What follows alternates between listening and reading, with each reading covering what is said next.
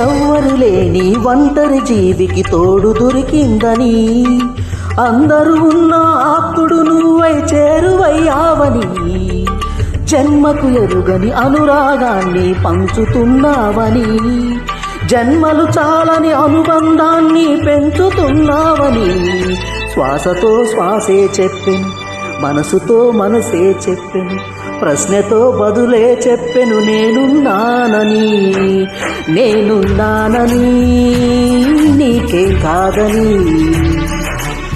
నిన్నటి రాతనే మార్చేస్తానని. చీకటితో వెలుగే చెప్పెను, నేనున్నానని, ఓటమితో గెలుపే చెప్పెను, నేనున్నానని